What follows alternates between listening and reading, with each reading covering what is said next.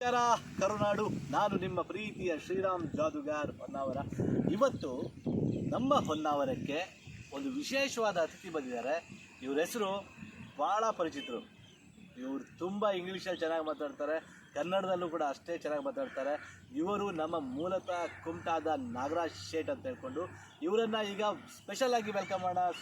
Welcome to Nagaraj Shet from. ಧನ್ಯವಾದಗಳು ಶ್ರೀರಾಮ್ ಅವರೇ. ಈಗಾಗಲೇ ನಾವು ಶ್ರೀರಾಮ್ ಅವರನ್ನು ನೇರವಾಗಿ ಈಗಾಗಲೇ ನಮ್ಗೆ ನೋಡಿರೋದು ಭಾಳ ಖುಷಿಯನ್ನು ಕೊಟ್ಟಿದೆ. ಮತ್ತೇನೆಂದರೆ ಇವರಿಗೆ ನೇರವಾಗಿ ನಾವೊಂದು ಸಂದರ್ಶನದ ಮುಖಾಂತರ ನೇರ ಮಾತಿನ ಇದು ಅದರಲ್ಲಿ ಅವರಿಗೊಂದು ಇದ್ರ ಬಗ್ಗೆ ಶ್ರೀರಾಮ್ ಜಾದುಗಾರ್ ಅಂತ ಈಗಾಗಲೇ ಪ್ರಖ್ಯಾತಿ ಆಗಿದ್ದಾರಲ್ವಾ. ಇದು ನಮ್ಮ ರಾಜ್ಯ ವ್ಯಾಪ್ತಿಯಲ್ಲೂ ಕೂಡ ಇವರೊಂದು ಹೆಸರಾಂತಕವಾದಂಥ ಜಾದುಗಾರರಾಗಿ ಕಾರ್ಯನಿರ್ವಹಿಸ್ತಾ ಇದ್ದಾರೆ. ಅವರಿಗೆ ಹೆಚ್ಚಿನದಾಗಿ ಏನು ಬಹು ಬೇಡಿಕೆ ಒಂದು ನಮ್ಮ ರಾಜ್ಯದಲ್ಲಿ ಬಹು ಬೇಡಿಕೆ ಒಂದು ಜಾದುಗಾರ ಅಂತ ಕೂಡ ಪ್ರಖ್ಯಾತಿ ಪಡೆದಂಥ ಶ್ರೀರಾಮ್ ಅವರಿಗೆ ನಾವಾಗಲೇ ನಮಗೆ ಚಾನಲ್ನಲ್ಲಿ ಕೂಡ ನಮಗೆ ಒಂದು ಸಂದರ್ಶನ ಭಾಳ ದಿನದಿಂದ ನಾವು ಕೇಳ್ಕೊಳ್ತಿದ್ದೆ. ಆವಾಗ ಇವರಿಗೆ ಇವತ್ತು ನಮಗೆ ಅವರಿಗೆ ಇದು ಸಮಯ ಸಿಕ್ಕಿದ ಕಾಲದಲ್ಲಿ ನಾವು ಅವರಿಗೆ ನಮ್ಮ ಚಾನಲ್ನಲ್ಲಿ ತಂದು ತರಿಸಿದ್ದೀವಿ. ಮತ್ತೇನೆಂದರೆ ಶಿವರಾಮ್ ಅವರೇ, ನಿಮಗೆ ಈ ಜಾದುವಿನ ಬಗ್ಗೆ ಆಸಕ್ತಿ ಬರಲು ಕಾರಣ ಏನು? ಈ ಜಾದು ಅಂತ ಹೇಳೋದು ನಮ್ಮ ತಂದೆ ಅಶೋಕ್ ಜಾದುಗಾರ್ ಅಂತ ಇವ್ರು ಮಾಡ್ಕೊಂಡು ಬಂದಿರೋದು. ಸುಮಾರು ಒಂದು 45 ವರ್ಷಗಳ ಕಾಲ ರಾಜ್ಯಾದ್ಯಂತ ಸುಮಾರು ಒಂದು 7-8 ಸಾವಿರ ಕಾರ್ಯಕ್ರಮ ಮಾಡಿದ್ದಾರೆ. ಶಾಲಾ ಕಾಲೇಜುಗಳಲ್ಲಿ ಗಣೇಶೋತ್ಸವ ಸಂದರ್ಭದಲ್ಲಿ ಈ ಥರ ಈ ದೊಡ್ಡ ದೊಡ್ಡ ಕಾರ್ಯಕ್ರಮ ಇಡೀ ರಾಜ್ಯಾದ್ಯಂತ ಎಲ್ಲ ಕಡೆ ಕಾರ್ಯಕ್ರಮ ಮಾಡ್ತಾ ಬಂದಿದ್ದಾರೆ. ಅವರ ಒಂದು ಈ ಕಲೆನ ಉಳಿಸ್ಬೇಕು, ಬೆಳೆಸಬೇಕು, ಅವರ ಹೆಸರನ್ನು ನಾನು ಮುಂದೆ ತಗೊಂಡೋಗ್ಬೇಕು ಅಂತ ಹೇಳೋ ಕಾರಣಕ್ಕಾಗಿ ಈ ಒಂದು ವೃತ್ತಿಗೆ ಕೈ ಹಾಕ್ತೆ. ಆಯಿತು. ಈಗ ನಿಮ್ಮ ತಂದೆಯವರು ಏನು ಹೇಳಿದ್ರಲ್ವಾ, ರಾಜಕೀಯ ವಲಯದಲ್ಲಿ ನೀವು ರಾಜಕೀಯದಲ್ಲಿ ನಿಮ್ಮ ತಂದೆಯರಿದ್ರಾ ಅಂತ ನಾವು ಕೇಳಕ್ಕೆ ಇಷ್ಟಪಡ್ತೀನಿ. ಖಂಡಿತವಾಗ್ಲೂ ಇದ್ರು. ನಮ್ಮ ರಾಜಕೀಯದಲ್ಲಿ ನಮ್ಮ ತಂದೆಯವರೆಲ್ಲ ಅವತ್ತಿನ ಕಾಲದಲ್ಲಿ ರಾಮಕೃಷ್ಣ ಹೆಗಡೆ, ದೇಶಪಾಂಡೆ ಇಂತಹ ನಮ್ಮ ಜಿಲ್ಲೆಯ ಮುತ್ಸದ್ದಿ ರಾಜಕಾರಣಿಗಳ ಜೊತೆಗೆಲ್ಲ ನಮ್ಮ ತಂದೆಯವರು, ನಮ್ಮ ತಾಯರು ಕೂಡ ನಮ್ಮ ಕುಮಟಾ ಹೊನ್ನಾವರ ವಿಧಾನಸಭಾ ಕ್ಷೇತ್ರಕ್ಕೆ ಇದು ಮಾಡಿದಾಗ ನಿಮ್ಮ ತಂದೆಯವರು ಕೂಡ ಆ ಥರ ನಿಮ್ದು ಮೊದಲಿನ ಹೇಳಿದ್ರಲ್ವ ನೀವು ಇವಾಗ ತಂದೆಯ ಹೆಸರನ್ನು. ಆವಾಗ ಈಗ ನನಗೆ ನೆನಪಾಯಿತು, ನಮ್ಮ ತಾಯರಿದ್ದಾಗೂ ಕೂಡ ನಿಮ್ಮ ತಂದೆಯವರು ಸ್ಪರ್ಧೆಯಾಗಿದ್ದರು ನಮ್ಮ ಕುಮಟಾ ಹೊನ್ನಾವರ ವಿಧಾನಸಭಾ ಕ್ಷೇತ್ರಕ್ಕೆ. ಹೌದಾ? ಹೌದು. ಆದರೆ ನಿಮ್ಮ ರಾಜಕೀಯದಲ್ಲಿ ಯಾಕೆ ಒಲವನ್ನು ತೋರಲಿಲ್ಲ ತಾವು? ಖಂಡಿತವಾಗ್ಲೂ ರಾಜಕಾರಣದಲ್ಲಿ ನನಗೆ ಯಾವಾಗಲೂ ಒಲವಿದೆ. ಈಗ ನಾನು ಪ್ರಸ್ತುತ ಸಮಾಜ ಸೇವೆ, ರಾಜಕೀಯದನ್ನೆಲ್ಲ ಮಾಡ್ಕೊತ ಬರ್ತಾನೆ ಇದ್ದೇನೆ. ಆದರೆ ಇನ್ನೂ ಏನು ಒಂದು ದೊಡ್ಡ ಪ್ಲ್ಯಾಟ್ಫಾರ್ಮಿಗೆ ಬಂದು ರಾಜಕಾರಣ ಮಾಡಲಿಕ್ಕೆ ಶುರು ಮಾಡಲಿಲ್ಲ. ಮುಂದಿನ ದಿವಸದಲ್ಲಿ ಈ ಜನ ಸಹಕಾರ ಕೊಟ್ಟರೆ ಖಂಡಿತವಾಗಲೂ ಅದನ್ನು ಮಾಡೇ ಮಾಡ್ತೇನೆ ಅಂತ. ಅಲ್ಲಲ್ಲ, ನಿಮ್ಮ ತಂದೆಯವರು ದೊಡ್ಡ ಯಾವುದಕ್ಕೂ ಪ್ಲಾಟ್ಫಾರ್ಮ್ಗೆ ಆಕಾಂಕ್ಷೆ ಆಗಿರಲಿಲ್ಲ. ಅವ್ರು ಚಿಕ್ಕವನ್ನೇ ನಾನು ನೋಡ್ತಿದ್ದಾವಾಗ ಅವ್ರು ಸಣ್ಣ ಪುಟ್ಟ ಪಕ್ಷದಿಂದನೇ ಒಂದು ಸ್ವತಂತ್ರ ಅಭ್ಯರ್ಥಿ ಆಗಿರುವಂಥ ಸ್ಪರ್ಧಿಸುವಂಥದ್ದು ಕೂಡ ನಾವು ಮೊದಲು ಕಾಣ್ತಾ ಇದ್ವಿ. ಆವಾಗ ನೀವು ದೊಡ್ಡದಿದ್ದಕ್ಕಂದ್ರೆ ಅದೊಂದು ಕೆಲವೊಂದು ಮಟ್ಟಿಗೆ ಅದು ಗಗನ ಕುಸುಮದ ಅಂತನೂ ಕೂಡ ಹೇಳ್ಬೋದು. ಆದರೆ ನೀವು ಚಿಕ್ಕದ ಒಂದಿಂದ ರಾಜಕೀಯದಲ್ಲಿ ಹೋಗ್ಬೋದಲ್ಲ, ಅದ್ರ ಬಗ್ಗೆ ನಿಮ್ಮ ತಂದೆಯ ಒಂದು ಆದಿ ತುಳಿಬೋದಲ್ಲ ನಿಮ್ಮ ತಂದೆಯವ್ರ ಇದ್ರದ್ದು. ಅವರು ಎರಡು ವೃತ್ತಿಯಲ್ಲಿ ಎರಡು ಕಡೆಗೂ ಕೂಡ ಅವರು ಕಣ್ಣಿಗೆ ಯಾವ ರೀತಿ ಎರಡು ಕಣ್ಣು ಇದು ಮಾಡ್ಕೊಂಡು ಹೋಗ್ತಾರೆ, ಅದೇ ರೀತಿ ಮ್ಯಾನೇಜ್ ಮಾಡ್ಕೊಂಡು ಹೋಗ್ತಾ ಇದ್ರು ಅವರು. ನೀವು ಅದನ್ನು ಮಾಡ್ಕೊಂಡು ಹೋಗ್ಬೋದಲ್ಲ. ನೋಡಿ, ರಾಜಕೀಯ ಮಾಡಬೇಕು ಅಂತಂದರೆ ಈ ಸಮಾಜದ ಆಗು ಹೋಗುಗಳನ್ನು ಪ್ರಶ್ನಿಸುವಂಥ ಶಕ್ತಿ ಮತ್ತು ನೊಂದವರಿಗೆ ಅವರಿಗೆ ಒಂದು ಸಹಾಯ ಮಾಡೋ ಶಕ್ತಿ ಇದೆಲ್ಲ ಬರಬೇಕು. ಇದೆಲ್ಲ ಬಂದರೆ ಮಾತ್ರ ರಾಜಕಾರಣ ಮಾಡಬೇಕು. ದೊಡ್ಡ ಪ್ರಮಾಣದಲ್ಲಿ ರಾಜಕಾರಣದಕ್ಕಿಂತ ನಾನು ಖಂಡಿತವಾಗ್ಲೂ ಈ ಚಿಕ್ಕ ಪ್ರಮಾಣದಲ್ಲೇ ಶುರು ಮಾಡ್ತೇನೆ. ನೀವೇನು ಹೇಳಿದ್ರಲ್ಲ, ತಂದೆಯವರು MLA ಎಲೆಕ್ಷನ್ ನಿಂತಿದ್ರು ಅಂತ ಹೇಳಿ, ಆದರೆ ನಾನು ಪಟ್ಟಣ ಪಂಚಾಯತಿಂದ ಮುಂದಿನ ದಿನದಲ್ಲಿ ಶುರು ಮಾಡಬೇಕಂತೇಳಿ ವಿಚಾರ ಕೂಡ ಇದೆ. ಮೊದಲು ನಾವು ನಮ್ಮ ಮನೆ, ನಮ್ಮ ಕಂಪೌಂಡು, ನಮ್ಮ ಏರಿಯಾ ಇದೆಲ್ಲ ಫಸ್ಟ್ ಡೆವಲಪ್ಮೆಂಟ್ ಮಾಡೋಣ, ಆಮೇಲೆ ಮುಂದಿನ ದಿನಕ್ಕೆ. ಅಲ್ಲ, ಈಗ ಪಟ್ಟಣ ಪಂಚಾಯತ್ ನಗರಸಭೆಯಲ್ಲೆಲ್ಲ ವಿನ್ ಆದವರು, ಅಲ್ಲಿ ಅಧ್ಯಕ್ಷರಾದವರು ಎಲ್ಲರಿಗೂ ಕೂಡ MLA ಈಗ ವಿಧಾನಸಭಾ ಟಿಕೆಟ್ ಕೊಟ್ಟಿಲ್ಲ. ಅದಕ್ಕಾಗಿ ಆಕಾಂಕ್ಷೆ ನಿಮ್ಮ ತಂದೆಯರೇನಾಗಿದ್ರು ಕೇಳಿದ್ರೆ, ಒಂದು ಶಾಸಕಕ್ಕೆ ಒಂದು ಆಸಕ್ತರಾಗಿದ್ದರು, ಮತ್ತು ವಿಧಾನಸಭಾ ಕ್ಷೇತ್ರಕ್ಕೆ ಒಂದು ಆಸಕ್ತರಾಗಿದ್ದರು, ಮತ್ತು ಸ್ವತಂತ್ರವಾಗಿ ಅಭ್ಯರ್ಥಿಯಾಗಿ ಸ್ಪರ್ಧಿಸಿದ್ರು ಅವರು. ನಮ್ಮ ಕುಮಟಾದಲ್ಲೆಲ್ಲ ಭಾಳ ಪ್ರಚಾರ ಎಲ್ಲ ಮಾಡ್ತಿದ್ರು ಅವರು. ಹೌದಾ? ಈಗ ಅದು ಈಗ ನಿಮಗೆ ಪ್ಲಾಟ್ಫಾರ್ಮ್ ಸಿಗಲಿಲ್ಲ ಅಂದರೆ ಈಗಾಗಲೇ ನೀವು ಚಿಕ್ಕ ಮಟ್ಟದಲ್ಲಿ ಯಾವುದೇ ರೀತಿ ನಿಮಗೆ MLA ಇದಕ್ಕೆಲ್ಲ ನಿಲ್ಲುವಂಥದ್ದು ಸಾಧ್ಯತೆಗಳು ಇದ್ದಾವ ಮುಂದಿನ ದಿನದಲ್ಲಿ? MLA ವಿಚಾರನೇ ಮಾಡಿಲ್ಲ ರೀ ನಾನು. ಅಲ್ಲ, ನಿಮ್ಮ ತಂದೆಯರ ಒಂದು ಏನು ಮಾಡಿದ್ರು? ತಂದೆಯವ್ರು ಮಾಡಿದ್ದನ್ನೆಲ್ಲ ನಾವೇ ಮಾಡ್ಬೇಕಂತೇನಿಲ್ಲ. ಅಲ್ಲಲ್ಲ, ನೋಡಿ, ಅವರ ಅನುಭವ, ಅವರ ಜನರ ಜೊತೆ ಇದ್ದು ಒಡನಾಟ ಆ ರೀತಿ ಇತ್ತು. ಅದನ್ನು MLA ಎಲೆಕ್ಷನ್ಗೆ ನಿಲ್ಲಬೇಕು ಅಂತೇಳಿ ನಾವಿನ್ನು ಸಣ್ಣದಿಂದ ಸ್ಟಾರ್ಟ್ ಮಾಡಿ, ನಾವಿನ್ನು ಕೂಸು ಅಂಬೆಗಾಲಿಡೋದ್ರಿಂದ ಶುರು. ಅಲ್ಲ, ಕೆಲವೊಂದು ಜನ ಕುಟುಂಬ ರಾಜಕಾರಣ ಮಾಡ್ತಾರೆ. ಆ ಕುಟುಂಬ ರಾಜಕಾರಣದ ಥರ ನಿಮಗೆ ಪ್ಲಾಟ್ಫಾರ್ಮ್ ಮೇಲಿಂದನೇ ಇರುತ್ತೆ. ನೀವು ಸಣ್ಣದಿದ್ದಕ್ಕೆ ಯಾಕೆ ಆಸಕ್ತಿ ಮಾಡ್ತಿದ್ರಿ? ಈಗ ನೀವು ಕುಟುಂಬ ರಾಜಕಾರಣ ನೋಡಿ, ಕೆಲವೊಂದು ಎಲ್ಲ ರಾಜಕಾರಣಿಗಳು ತಮ್ಮ ತಂದೆಯವರ ಸ್ಥಾನವನ್ನೇ ಅವ್ರು ಇದು ಮಾಡ್ತಾರೆ, ಅಲಂಕರಿಸ್ತಾರೆ. ಹೌದಾ? ಈಗ ನೀವು ತಂದೆಯ ಸ್ಥಾನವನ್ನು ಅಲಂಕರಿಸಿದ್ಬಿಟ್ಟು ನಾ ಸಣ್ಣ ಮಟ್ಟದಲ್ಲೇ ಬರ್ತೀನಿ ಅನ್ನುವಂಥದ್ದು ಏನಿದೆ, ನಿಮ್ಗೆ ತಂದೆಯವ್ರ ಹೆಸರು ಲೆವೆಲ್ ಇರ್ತದೆ ಒಂದು. ಹೌದಾ? ಒಂದು ಹಂತಕ್ಕೆ ಇರ್ತದೆ. ಆ ಹಂತವನ್ನು ನೀವು ಕಾದ್ಕೊಂಡು ಹೋಗ್ಬೇಕಲ್ಲ. ಅದು ಮತ್ತೊಂದು ಈಗ ಏನಾಗ್ತದೆ ಕೇಳಿದ್ರೆ, ಈಗ ಜನ ನೋಡುವಂಥ ದೃಷ್ಟಿಕೋನ, ನಿಮ್ಮ ತಂದೆ ದೃಷ್ಟಿಕೋನನೇ ನಿಮ್ಗೆ ನೋಡ್ತಾರೆ ಜನ. ಹೌದಾ? ಅದಕ್ಕೋಸ್ಕರ ನಾನು ಅದಕ್ಕೆ ಹೇಳ್ತಾ ಇರೋದು, ಈಗ ನೀವು ಚಿಕ್ಕನಿಂದ ಬರಬೇಕಾದ್ರೆ ಈಗ ನಿಮ್ಮ ತಂದೆಯವರು ಆ ಥರ ಚಿಂತನೆಗಳು ಮಾಡಲಿಲ್ಲ. ಹೌದಾ? ನಿಮ್ಮದು ವಿಧಾನಸಭಾ ಕ್ಷೇತ್ರಕ್ಕೆ ಅವ್ರು ಸ್ಪರ್ಧಿಸಿದ್ರು, ನನಗೆ ಚಿಕ್ಕವನಿದ್ದಾಗಿಂದ ಪರಿಚಯ ಅವರು. ನಮ್ಮ ತಾಯರು ಕೂಡ ಆ ಸಮಯದಲ್ಲಿ ಇದು ಮಾಡಿದರು. ಈಗ ನೀವು ಚಿಕ್ಕವನಿಂದ ಹೋದರೆ ನಮಗೇನು 1000 ವರ್ಷ ಆಯಸ್ಸೇನು ಇರುವುದಿಲ್ಲ ವಯಸ್ಸು. ಹೌದಾ? ನಮ್ಮ short life is short, go fast ಅಂತ ಇಂಗ್ಲೀಷ್ನಲ್ಲಿ ಒಂದು ಗಾದೆ ಮಾತಿದೆ. ಹೌದಾ? ಅದರಂತೆ ನಾವು ಫಾಲೋಯಿಂಗ್ ಮಾಡಬೇಕು. ಈಗಾದರೂ ನಾನಾದರೂ ಕೂಡ MP ಚುನಾವಣೆ ಸ್ಪರ್ಧಿಸಿರೋನು, 4 ಸರಿ MLA ಸ್ಪರ್ಧಿಸಿರುವಂಥವನು. ಸ್ಪರ್ಧೆ ನೋಡಿ ಅದು ಏನಾಗ್ತದೆ ಕೇಳಿದ್ರೆ, ಅಲ್ಲಿನ ಮುಂದಿನ ನಾವು ಫಲಾಂಶ ನೋಡೋಕ್ಕಾಗೋದಿಲ್ಲ. ನಮ್ಮ ಸ್ಪರ್ಧೆ ಮೇನ್ ಆಗಿರ್ತದೆ. ಹೌದಾ? ನಿಮ್ಮ ತಂದೆ ಥರನೇ ನೀವು ಮುಂದಿನ ದಿನದಲ್ಲಿ ಸ್ಪರ್ಧೆ ಮಾಡುವಂಥ ಆಸಕ್ತಿ ಏನಾದ್ರು ಹೊಂದಿದ್ದೀರಾ ಅಂತ ನಾನು ಕೇಳೋಕ್ಕೆ ಇಷ್ಟಪಡ್ತೀನಿ. ಖಂಡಿತವಾಗ್ಲೂ ಆ ಥರದ್ದು ಏನು ವಿಚಾರ ಇಲ್ಲ. ತಂದೆಯವರಿಗೆ ರಾಜಕಾರಣದ ಮೇಲೆ ಭಾಳ ಆಸಕ್ತಿ, ಭಾಳ ಇಂಟ್ರೆಸ್ಟ್ ಇತ್ತು. ನಾವು ಈಗ ಅಂಬೆಗಾಲಿಡುವಂಥವ್ರು. ಅದಕ್ಕೆ ಮತ್ತೊಂದು ಗಾದೆ, ಬಾಪ್ ಹೊತ್ತಾಯ ಅಂತೇಳಿ. ತಂದೆ ಯಾವಾಗಲೂ ತಂದೆನೇ ಆಗ್ತಾರೆ. ಅವರು ಮಾಡಿದ್ರು ಅಂತ ಹೇಳ್ಬಿಟ್ಟು ನಾವು ಮಾಡೋದಿಲ್ಲ. ನಾವು ಅವ್ರ ಮಗ. ನಾನಿನ್ನೂ ಚಿಕ್ಕವನು ಅಲ್ಲ. ಈಗ ನಾನೀಗ ಫಸ್ಟ್ ಸ್ಟಾರ್ಟಿಂಗಿಂದ ಸಣ್ಣ ಪ್ರಮಾಣದಲ್ಲಿ ರಾಜಕಾರಣ ಮಾಡಲಿಕ್ಕೆ ಶುರು ಮಾಡಿ, ಜನ ಬಯಸಿದ್ರೆ ಖಂಡಿತವಾಗ್ಲೂ ಮುಂದಿನ ದಿನದಲ್ಲಿ ದೊಡ್ಡ ಪ್ರಮಾಣದಲ್ಲೂ ಮಾಡ್ಲಿಕ್ಕೆ ಕೂಡ ತಯಾರಿದ್ದಾರೆ. ಹಾಗಂತ ಅಲ್ಲ, ನೀವು ದೊಡ್ಡ ಪ್ರಮಾಣದಲ್ಲಿ ಮಾಡಬೇಕಾದ್ರೆ ನೀವು ಪ್ಲಾಟ್ಫಾರ್ಮ್ ಸಿಕ್ಕಿಲ್ಲ ಅಂದರೆ ನಿಮ್ಮ ಮುಂದಿನ ನಡಿಗೆಗಳು ಏನು ಅನ್ನುವಂಥದ್ದು ನಮ್ಗೆ ಯಕ್ಷ ಪ್ರಶ್ನೆ ಈಗ ಕೇಳ್ತಾ ಇರೋದು. ಈಗ ಸಾರ್ವಜನಿಕರು ಕೇಳ್ತಾರೆ, ನಿಮ್ಮ ತಂದೆಯ ಹೆಸರನ್ನು ಕೇಳಿದಾಗ ಇವ್ರ ಮಗ ಇದ್ದಾನೆ, ಮಗ ಎಲ್ಲೋಗಿದ್ದಾನೆ ಅಂತ ನಿಮ್ಮ ಕಾರ್ಯಕರ್ತರು ಹುಡುಕಕ್ಕೆ ಬೀಳ್ತಾರೆ. ಒಂದು ಬೂತ್ ಕಮಿಟಿಯಿಂದ ಹಿಡಿದು ಅವರು ಮಾಡಿರ್ತಾರೆ. ಹೌದಾ? ತನ್ನ ಮಗನನ್ನು ಅವರು ಹುಡುಕುವಂಥದ್ದು ಸಹಜ. ಯಾಕಂದ್ರೆ ರಕ್ತ ಸೇಮ್ ಆಗಿರ್ತದೆ, ತಂದೆಯರ ತಕ್ಕ ಮಗ ಆಗಿರ್ಬೇಕು. ಹೌದಾ? ಅದನ್ನು ಬಿಟ್ಕೊಂಡು ನಾನಂತ ಯಾಕೆ ಕೇಳ್ತಿರೋದು ಕೇಳಿದ್ರೆ, ಈಗ ನಿಮ್ಮದು ತಂದೆಯರದ ಹಾದಿಯನ್ನು ನೀವು ತುಳಿದರೆ ಮುಂದಿನ ನಿಮಗೂ ಒಂದು ಭವಿಷ್ಯ ಕಟ್ಟಿಕೊಳ್ಳುವಂಥದ್ದು, ಮತ್ತು ರಾಜಕೀಯ ವಲಯದಲ್ಲಿ ನೀವು ಜನರಿಗೆ ಒಂದು ಸೇವೆಯನ್ನು ಕೊಡುವಂಥದ್ದಾಗಿರ್ಬೋದು. ಮತ್ತು ವಿರೋಧ ಪಕ್ಷದಲ್ಲಿ ಕೂತ್ಬಿಟ್ಟು ನೀವು ಶಾಸಕರಾಗದಿದ್ರೂ ಕೂಡ ಪರವಾಗಿಲ್ಲ, ನಿಮ್ಮ ವಿರೋಧ ಪಕ್ಷದಲ್ಲಿದ್ದರೆ ಏನೋ ಒಂದು ಕೆಲಸ ಕಾರ್ಯಗಳನ್ನು ಮಾಡ್ಬೋದು. ಆ ಒಂದು ನಿಮ್ಗೆ ಆಸಕ್ತಿ ಇಲ್ವಾ ಅದರಲ್ಲಿ? ಅಲ್ಲ, ಆಸಕ್ತಿ ಇದೆ ರೀ. ಆಸಕ್ತಿ ಖಂಡಿತವಾಗ್ಲೂ ಇದೆ. ಅವಕಾಶಗಳು ಬೇಕು. ಅವಕಾಶಕ್ಕೋಸ್ಕರ ನಾವು ಕಾಯ್ತಾ ಇದ್ದೀವಿ. ಅಲ್ಲ, ಅವಕಾಶಗಳಿಗೋಸ್ಕರ ನೋಡಿ, ನಮಗೆ ನಮ್ಮದು ಅಂತ ಒಂದು ಸಮಯ ಬರ್ತದೆ. ಎಲ್ಲದನ್ನು ಕೂಡ ಈಗಲೇ ಆಗಬೇಕು ಅಂತ ಹೇಳ್ಕೊಂಡು ಚುನಾವಣೆಗೆ ನಿಂತವರೆಲ್ಲರೂ ಗೆಲ್ಲಿಕ್ಕೆ ಸಾಧ್ಯ ಇಲ್ಲ. 10 ಜನ ನಿಂತರೆ ಅದರಲ್ಲಿ ಒಬ್ಬರಿಗೆ ಗೆಲುವಾಗೋದು. ನಾವು ನಿಲ್ಲೋಕ್ಕಿಂತ ಮುಂಚೆ ನಾನು ಹೇಳ್ದಲ್ವಾ, ಸಣ್ಣ ಮಟ್ಟದಲ್ಲಿ ಫಸ್ಟು ತಂದೆಯವರು ಹಾಕ್ಕೊಟ್ಟಿದ್ದಾರೆ. ತಂದೆಯವರಿಗೆ ರಾಜಕೀಯಕ್ಕಿಂತ ಈ ಕಲಾಕ್ಷೇತ್ರ, ಜಾದು, ಈ ಥರ ಸಮಾಜ ಸೇವೆ ಇಂಥದ್ರಲ್ಲೇ ಭಾಳ ಆಸಕ್ತಿ ಇತ್ತು. ರಾಜಕೀಯ ತಂದೆಯವ್ರ ಸ್ನೇಹಿತರು, ಅಶೋಕ್ ಕುಮಾರ್ ಒಂದ್ಸಲ ನೀನು MLA ಎಲೆಕ್ಷನ್ ನಿಲ್ಲಬೇಕು ಅಂತ 2 ಸಲ MLA ಎಲೆಕ್ಷನ್ ನಮ್ಮ ತಂದೆಯವರು ಕೂಡ ನಿಂತಿದ್ದಾರೆ. ನನಗೂ ಅವತ್ತು ನೆನಪಿದೆ. ನಾನು ಕೂಡ ಚುನಾವಣಾ ಪ್ರಚಾರ ಇಡೀ ನಮ್ಮ ಉತ್ತರ ಕನ್ನಡ, ಹೊನ್ನಾವರ, ಕುಮಟಾ ಭಾಗದಲ್ಲೆಲ್ಲ ತುಂಬ ಕಡೆ ಮಾಡಿದ್ದೇನೆ.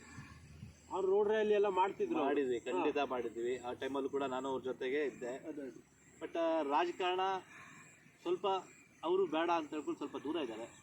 ನೋಡಿ, ನಾವು ರಾಜಕಾರಣ ಮಾಡಿಕೊಂಡೆ ನಾವು ರಾಜರಾಗಬೇಕಾಗಲಿಲ್ಲ.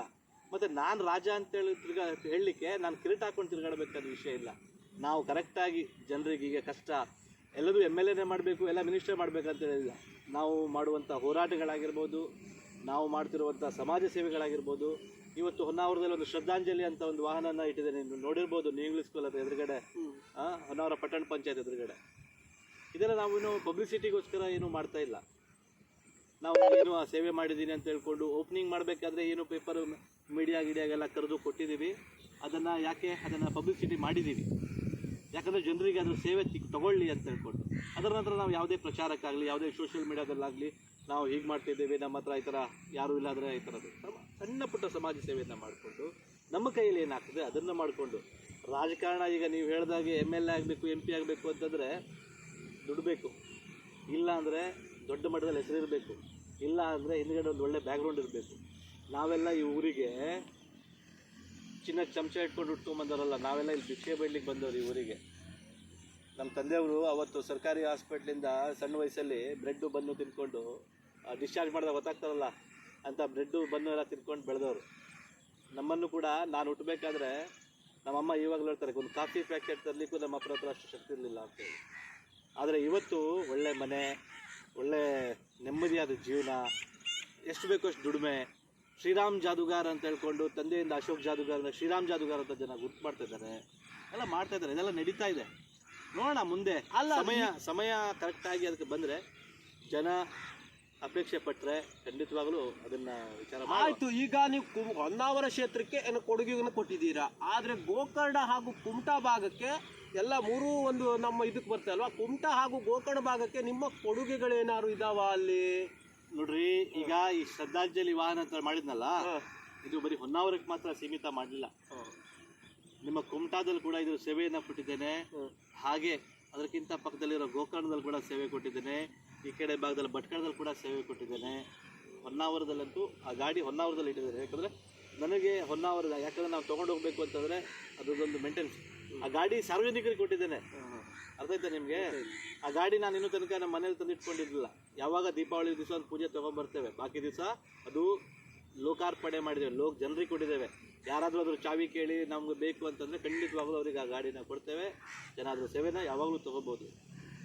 ಮತ್ತು ನೀವು ಹೇಳಿದಾಗೆ ಇನ್ನೇನು ಸೇವೆ, ದೊಡ್ಡ ಸೇವೆ ನೀವು ಏನು ಮಾಡಿದ್ದೀರಾ, ಗೋಕರ್ಣಕ್ಕೆ ಏನು ಮಾಡಿದ್ದೀರಾ, ಕುಮಟಾಗೆ ಏನು ಮಾಡಿದ್ದೀರಾ, ಅದೆಲ್ಲ ಏನು ಮಾಡಿದ್ದೀರಾ ಅಂತ ಕೇಳಿದ್ರೆ ಅದು ನಾನು ಮಾಡೋದಲ್ಲ. ಅದು ಮಾಡಲಿಕ್ಕೆ ಅಂತ ಹೇಳ್ಕೊಂಡು ಅಂತಹ ದೊಡ್ಡ ದೊಡ್ಡ ನಮ್ಮ ಜಿಲ್ಲೆಯಲ್ಲಿ ಘಟಾನುಘಟಿಗಳು ಕೋಟಿಗಟ್ಟಲೆ ದುಡ್ಡು ಇದ್ದವರು, ಸಮಾಜ ಸೇವೆ ಮಾಡಲಿಕ್ಕೆ ಅಂತ ತುಂಬ ಜನ ಹುಟ್ಟಿದವರು, ನಿಮ್ಮಂಥವರು, ನೀವೆಲ್ಲ ಸೇವೆಲ್ಲ ಅಲ್ಲ. ನಾನು ಹೇಳ್ತಿರುವಂಥದ್ದು ಹಂಗಲ್ಲ. ಈಗ ಸರ್ಕಾರದ ಒಂದು ರಾಜ್ಯ ಆಡಳಿತ ರೂಢ ಸರ್ಕಾರ ಏನಿರ್ತಲ್ವಾ, ಅದರ ವಿರುದ್ಧ ನಾವು ಧ್ವನಿ ಎತ್ತುವಂತ ಕಾರ್ಯ ಏನಾದ್ರೂ ಕೂಡ ಮಾಡ್ಬೋದಲ್ವಾ? ಆ ಒಂದು ಧ್ವನಿ ಅಂದ್ರೆ ಯಾವುದೇ ಒಂದು ಅವ್ಯವಸ್ಥೆ ಆಗಿರ್ಬೋದು, ಏನೋ ಒಂದು ಭ್ರಷ್ಟಾಚಾರಗಳು ನಡೆದಿರ್ಬೋದು, ದುಡ್ಡಿನಿಂದನೇ ಎಲ್ಲರನ್ನ ಆಳಕ್ಕಾಗಲ್ಲ, ಹೌದಾ? ಅದು ಎಲ್ಲರೂ ಕೂಡ ದುಡ್ಡಿಂದ ಆಳಕ್ಕಾಗಲ್ಲ. ಅದು ನಾವು ಈಗ ಆಡಳಿತ ರೂಢ ಸರ್ಕಾರದ ಅಲ್ಲಿ ಭ್ರಷ್ಟಾಚಾರ ನಡೀತಿರ್ತದೆ, ಅಧಿಕಾರಿಗಳು ಭ್ರಷ್ಟರಾಗಿರ್ತಾರೆ, ಅದ್ರ ವಿರುದ್ಧ ತಾವು ಸಮರವನ್ನು ಕೂಡ ಸಾರ್ಬೋದು.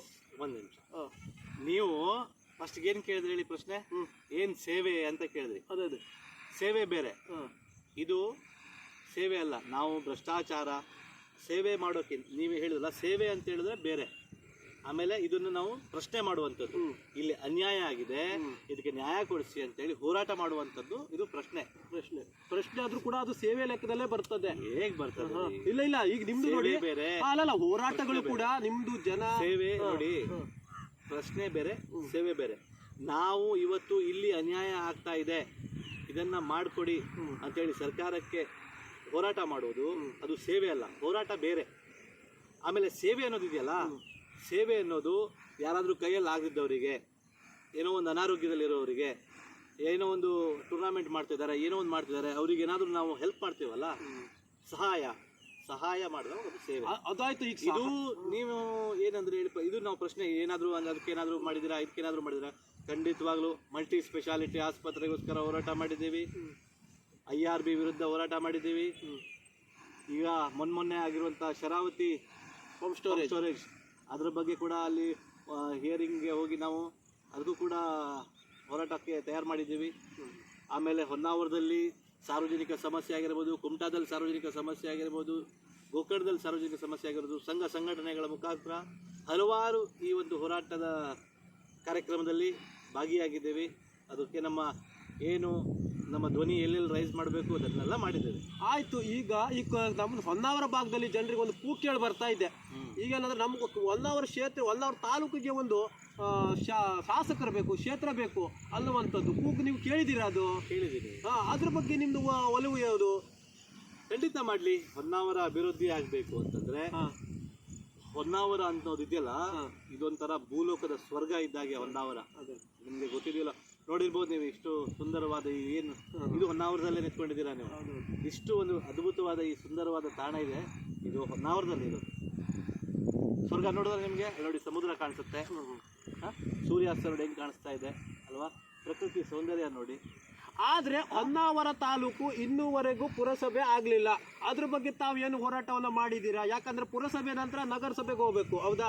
ಈಗ ನಮ್ದು ಬಾಕಿದೆಲ್ಲ ಪುರಸಭೆ ಇದೆ, ಹೊನ್ನಾವರ ಪಟ್ಟಣ ಪಂಚಾಯತಿನೂ ಇದೆ. ಅದ್ರ ಬಗ್ಗೆ ತಾವು ಏನು ಹೇಳಕ್ಕೆ ಇಷ್ಟಪಡ್ತೀರಿ ಶ್ರೀರಾಮ್ ಜಾದುಗಾರ್ ಅವರೇ? ಖಂಡಿತವಾಗ್ಲೂ ಪುರಸಭೆ ಆಗಬೇಕು, ಹೊನ್ನಾವರ ಡೆವಲಪ್ಮೆಂಟ್ ಆಗಬೇಕು, ಹೊನ್ನಾವರಕ್ಕೆ ಒಂದು ಒಳ್ಳೆ ಕೀರ್ತಿ ಪತಾಕೆಗೆ ನೀವೇನು ಹೇಳ್ದಂಗೆ ಅಭಿವೃದ್ಧಿ ಇದೆಲ್ಲ ಆಗಬೇಕು, ಪುರಸಭೆನೂ ಆಗಬೇಕು. ಆದರೆ ಪುರಸಭೆ ಆಗಬೇಕಂತಂದರೆ ಸರ್ಕಾರ ಇದಕ್ಕೆ ಅನುದಾನಗಳನ್ನು ಜಾಸ್ತಿ ಮಾಡಬೇಕು, ಆಮೇಲೆ ವಾರ್ಡ್ಗಳನ್ನು ಜಾಸ್ತಿ ಮಾಡಬೇಕು. ಈ 5,000 ಚದರ ಕಿಲೋಮೀಟರ್ ಇದೆಯಲ್ಲ, 5,000 ಚದರ ಮೀಟರ್. ಇದನ್ನ ಇಷ್ಟು ದೊಡ್ಡ ಇದನ್ನ ಪುರಸಭೆ ಮಾಡ್ಲಿಕ್ಕೆ ಆಗೋದಿಲ್ಲ. ಪುರಸಭೆ ಮಾಡಬೇಕಂದ್ರೆ ಇಲ್ಲಿ ಈಗೇನು ನಾವು ಈ ಒಂದು ರಾಮತೀರ್ಥ ಭಾಗ ಆಗಿರ್ಬೋದು, ಅದಕ್ಕಿಂತ ಮುಂದೆ ಚಂದ್ರಾಣಿ, ಆಮೇಲೆ ಈ ಕಡೆ ಕಾಸರಗೋಡು ಟೊಂಕ, ಆಮೇಲೆ ಈ ಕಡೆ ಮುಗ್ವಾ, ಇವನ್ನೆಲ್ಲ ನಾವು ಪುರಸಭೆಗೆ ತಗೋಬೇಕಾಗ್ತದೆ. ಈ ಕಡೆ ಕರ್ಕಿ ಇವನ್ನೆಲ್ಲ ತಗೋಬೇಕು, ಅವಾಗ ಊರು ದೊಡ್ಡ ಮಾಡಿದ್ರೆ. ಅಲ್ಲ, ಪುರಸಭೆ ಹೆಂಗಾಗ್ತದೆ ಕೇಳಿದ್ರೆ ಆ ಜಾಗದಲ್ಲಿ ಈಗಾಗಲೇ ಪಟ್ಟಣ ಪಂಚಾಯತ್ ಇದೆಯಲ್ವಾ, ಆ ಒಂದು ಇದರಲ್ಲಿ ಜನಸಂಖ್ಯೆ ಅಷ್ಟಾದ್ರೆ ಮಾತ್ರ ಎಷ್ಟು ಅಂದ್ರೆ ಅದ್ರ 30,000 ಚಿಲ್ಲರೆನ ಇದೆ. ಇಲ್ಲಿ 25,000 ಜನ. ಅದು ಮತ್ತೆ 5,000 ನಿಮ್ಗೆ ಬೇಕಾಗಿದೆ, ಹೌದಾ? ಬೇಕಂದಾಗ ನಾವು ಜನಸಂಖ್ಯೆ ಬೇಕು ಅಂತೇಳಿ ನಾವು ಇಲ್ಲಿ ಜನಸಂಖ್ಯೆ ಜಾಸ್ತಿ. ಅಲ್ಲ, ಆದ್ರೆ ಈಗ ಪುರಸಭೆ ಆಗದಿದ್ರು ಕೂಡ ಒಂದು ಕ್ಷೇತ್ರ ಆಗ್ಬೇಕು ಅನ್ನೋದು ನಿಮ್ಮ ಇದಾಗಿದೆ, ಹೋರಾಟ ಹೊನ್ನಾವರದವ್ರದ್ದಾಗಿದೆ, ಹೌದಾ? ಹೊನ್ನಾವರ ತಾಲೂಕು ದೊಡ್ಡದು, ತಾಲೂಕು ದೊಡ್ಡದಾಗಿದ್ರು ಕೂಡ ಇದೆಯಲ್ಲ ಏನು ಸ್ವಲ್ಪ ಸಣ್ಣದಿದೆ. ಅದೇ ಈಗ ಪುರಸಭೆ ಆದ್ರ ನಂತರ ಕ್ಷೇತ್ರ ಆಗುವಂತದ್ದು. ಈಗ 40,000ಕ್ಕೆ ನಗರಸಭೆ ಅಂತ ಕೊಡ್ತಾರೆ, ಹೌದೌದು. ಈಗ ನಮ್ದು ಕುಮಟಾ ಆಗಿರ್ಬೋದು 39,000ದಲ್ಲಿ ಇದೆ, 1,000ಕ್ಕೆ ಡಿಫ್ರೆನ್ಸ್ ಅಲ್ಲಿ ಹೊಡಿತಾ ಇದೆ, ಹೌದಾ? ನಿಮ್ದು 25,000 ಜನಸಂಖ್ಯೆ, ಅದ್ರ 30,000 ದಾಟಬೇಕು. ಮತ್ತು 5,000 ಜನಸಂಖ್ಯೆಯಲ್ಲಿ ನೀವು ಒಂದು ಕ್ಷೇತ್ರವನ್ನ ಇದು ಮಾಡ್ತಾ ಇದ್ದೀರಾ, ಸರ್ಕಾರಕ್ಕೆ ಬೇಡಿಕೆಯನ್ನ ಇಡ್ತಾ ಇದ್ದೀರಾ. ಇಲ್ಲಿ ಹಳ್ಳಿ ಭಾಗ ಜಾಸ್ತಿ, ಮತ್ತೇನಂದ್ರೆ ಇಲ್ಲೆಲ್ಲ ನೋಡಿ, ಇಲ್ಲಿ ಗೇರ್ಸಪ್ಪ ತುದಿಯಿಂದ ಇಲ್ಲಿ ತನಕ ನಿಮ್ದು ಕಾಡು ಜಾಸ್ತಿ, ಹೌದಾ? ಅದಕ್ಕಾಗಿ ಈಗ ಅದ್ರ ಬಗ್ಗೆ ಅಂತೂ ಆಯ್ತು. ಈಗ ಮುಂದಿನ ದಿನಗಳಲ್ಲಿ ಈಗ ನಾವು ಅದು ಆಯ್ತು. ಈಗ